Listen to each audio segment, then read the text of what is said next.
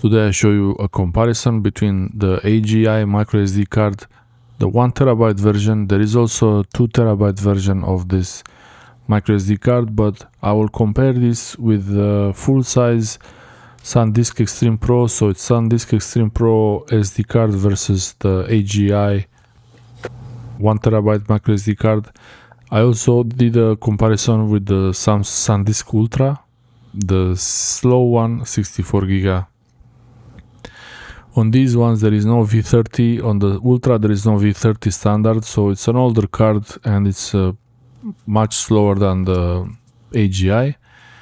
But now I will compare it with Sandisk Extreme Pro. First we start with the AGI, and I wanted to do the regular test. Also I wanted to make sure that the disk space, the storage space is real. So I do the usual test and then a normal real-world test. This clip here is recorded with the AGI MicroSD in the adapter for the SD card into the camera. So the AGI can actually record 4K 60 HDR HLG, so it's 100 megabits per second, but that's because it's V30 standard and they are really all like this. The higher numbers they have, it's mostly for read or for short-term bursts. As you will see, it starts with a nice high speed of 150, 160, but then the write speed of the memory card goes down to about 40, and even under 40 it goes up and down around 30 to 40 megabytes per second. That's really, when recording video in the camera, this is going to be a sustained write, and that's the actual speed for video. The SD card reader I'm using is from Kingston, and this was really the best option, I believe, for me.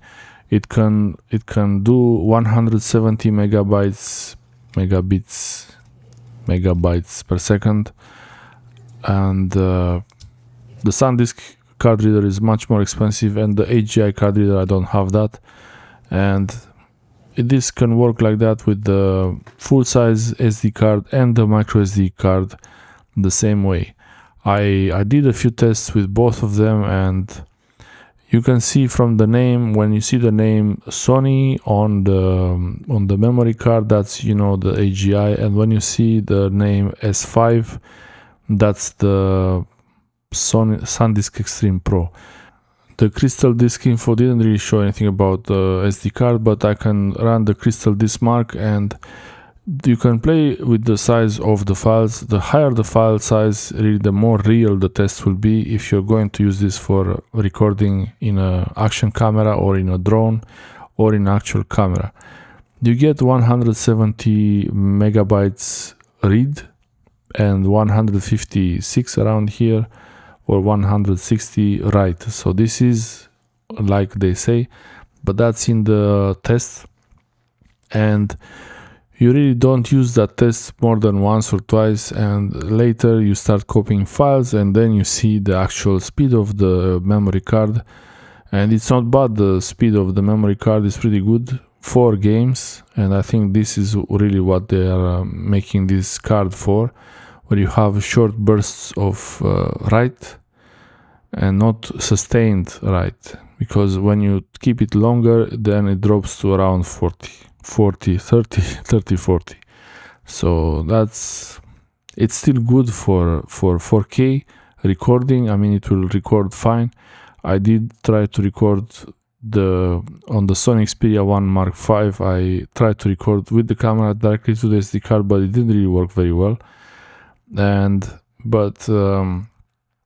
Yeah, I wasn't even if you put the best card in that phone, the card reader on the phone is not good enough. I formatted it a few times. I don't think it's really necessary to do that. You can really just read the files if you do that, but if you format it, it's better to format the card as exFAT. This is more compatible with Android, and it's also compatible with Windows. exFAT is a little bit limited. You might have some file corruption, it's NTFS is much better. So if you're going to use it only on Windows, you could really do NTFS on it, and you see how it drops the copy. And I tried a few times. I was thinking there's something wrong with the card reader. I tried the disk scan, but it's just how, also I was thinking maybe the card gets hot. This could also be the reason, because it does get hot when writing to it, but when reading from it, it's it's much better. It can do sustained read about 130, 140, even higher megabytes per second. So that's pretty good for read, but when you write, you have to be patient with it because it's really not that fast. The important thing to do, I believe, when getting the card, especially if it's a brand like this, I bought it from Amazon and I paid for this card with my own money, so it's not a sponsored video in any way. I do have the affiliate links in the description, but I don't have nobody will tell me what to do, what to tell you here. So even if you see this error message shows on the H2 test 2, what's called this thing, H2 test W, H2 test, I don't know who came up with this name, but I use this program. It's good to test storage, but the name is not that great.